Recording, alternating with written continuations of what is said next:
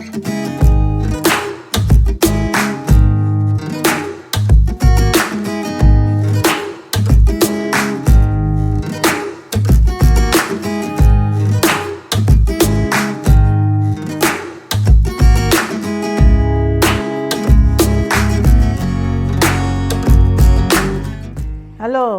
আপনাদের কাছে আজকে আবার হাজির হয়ে গেলাম একটা নতুন রেসিপি নিয়ে। দেখুন, কাঁচকলার কোফতা। কাঁচকলা তো কেউ খায়ও না, কেউ পচেও না কাঁচকলাকে, কিন্তু সুন্দরভাবে রান্না করলে সবাই খেয়ে নেয় চেটে পুটে। দেখুন তবে কী কী রেসিপিতে কী কী লাগছে, কী কী ইনগ্রেডিয়েন্টস লাগবে সেটা আপনাদের দেখিয়ে দিচ্ছি। কাঁচকলাটা প্রথমে জল দিয়ে ধুয়ে নিয়ে প্রেসার কুকারে সেদ্ধ করে নিয়েছি। আজকে কাঁচকলার কোফতা করব, সেই জন্য কাঁচকলাগুলোকে এভাবে কেটে নিয়েছি। কেটে নিয়ে জলে ধুয়ে এবার প্রেসার কুকারে চাপিয়ে দিচ্ছি। সেদ্ধ করে নিয়ে তারপর চটকাতে হবে। খোসা ছাড়িয়ে একটু জল দিয়ে দিচ্ছি, তার সঙ্গে একটু নুন দেবো আর একটুখানি তেল দিয়ে দেবো যাতে না লেগে যায়। একটু লবণ দিয়েছি আর একটু তেল দিয়ে দিলাম অল্প করে। ব্যাস, এবার একটা সেদ্ধ করে দিচ্ছি। সেদ্ধ করে নিয়ে খোসাগুলো ছাড়িয়ে এখানে রাখলাম। এবারে এগুলোকে চটকে চটকে মাখতে হবে। তার সঙ্গে কি দিতে হবে? দিতে হবে একটুখানি চাল গুঁড়ো, একটুখানি সুজি, একটুখানি ময়দা। এগুলো দিয়ে না মাখলে এটা জমবে না ঠিক। একটুখানি পোস্ত নিতে হবে, সামান্য একটু পোস্ত দিতে হবে। তার মধ্যে নুন দিয়ে একটু চিনি সামান্য দিলেও হয়। দিয়ে মেখে নিয়ে তারপর ফোড়নে লাগবে আপনার ঘি, একটু সরষের তেল দেবেন, তার সঙ্গে তেজপাতা, গরম মশলা আর তার সঙ্গে জিরে দিতে হবে। জিরেটা এখানে দেওয়া হয়নি, আমি ওখানে দেখিয়ে দেবো। তার মধ্যে নেড়ে নেড়ে একটুখানি তারপরে এইসব মশলাগুলো দিতে হবে, যেমন জিরের গুঁড়ো, হলুদ গুঁড়ো, আদা গুঁড়ো, একটুখানি গরম মশলা, একটুখানি শুকনো লঙ্কার গুঁড়ো, একটুখানি ধনের গুঁড়ো, এইসব দিয়ে তৈরি করতে হবে। পুরোটা দেখতে থাকুন, আস্তে আস্তে আমি তৈরি করে দেখাচ্ছি। দেখুন, প্রথমে লবণ দিয়ে নিলাম,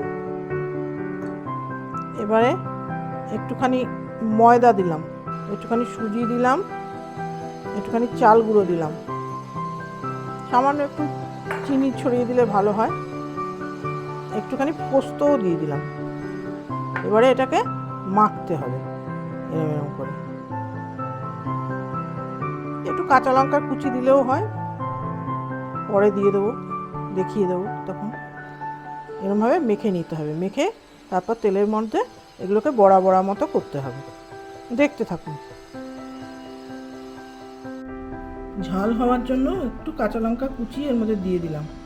ও সবের মধ্যে একটা একটা করে ঢুকিয়ে দিয়ে গোল গোল করে করে নেব। তারপর ভাজতে হবে। কাঁচা লঙ্কা দিয়ে নিলাম একটু ঝাল হওয়ার জন্য। এবারে উনুন ধরালাম, গ্যাস ধরিয়ে কড়াই বসিয়ে তাতে তেল ঢেলে দিয়েছি। এবারে এগুলোকে কলার বড়াগুলোকে ভাজতে হবে। এগুলো গোল গোল করে পাকিয়েছি। তেলটা একটু গরম হয়ে গেলে এবারে একটা একটা করে ছেড়ে দেবো। আর একটু তেল দিতে হবে, নাহলে এগুলো ডুবছে না।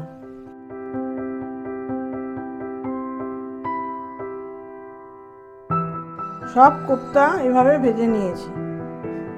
খুব সুন্দর হয়েছে, দেখুন শক্ত হয়েছে বেশ, গলে দিলে নরম হয়ে যাবে। সব ভাজা হয়ে গেছে। এবার এই তেলের মধ্যে ফোড়ন দেব। এবার এই তেলের মধ্যে তেজপাতা, দুটো তেজপাতা দিলাম, একটুখানি দারচিনি, লবঙ্গ, এলাচ দিলাম। এবার দিলাম একটু জিরে, সামান্য একটু চিনি দিয়ে দিলাম, আবার একটুখানি ঘি দিয়ে দিলাম সামান্য। এবার এই যে মশলাগুলো নিয়েছিলাম, এই মশলাগুলো জিরে, হলুদ, আদা পেস্ট, একটু গরম মশলা, একটু শুকনো লঙ্কা, একটু ধনের গুঁড়ো, এগুলো সবের মধ্যে একটু জল ঢেলে দিচ্ছি।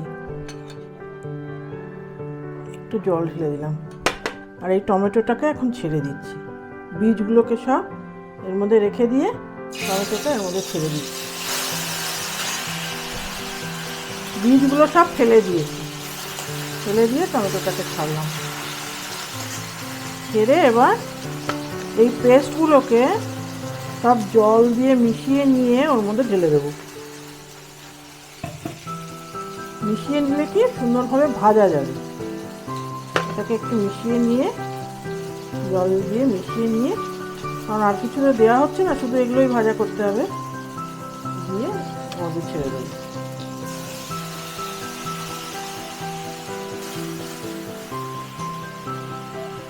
এর মধ্যে একটুখানি চিনি দিয়ে দিলাম আর অল্প একটু লবণ দিয়ে দিলাম।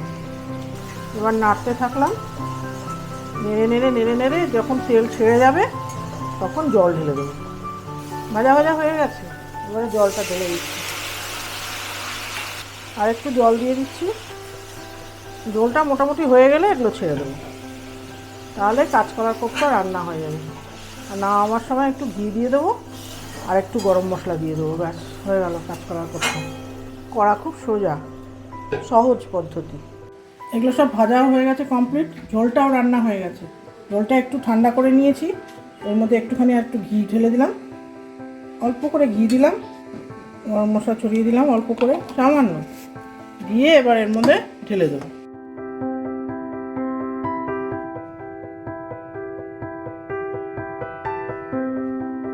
সুন্দরভাবে হয়ে গেল, খুব একটা খাটুনি নেই। এই হলো কাঁচকলার কোফতা।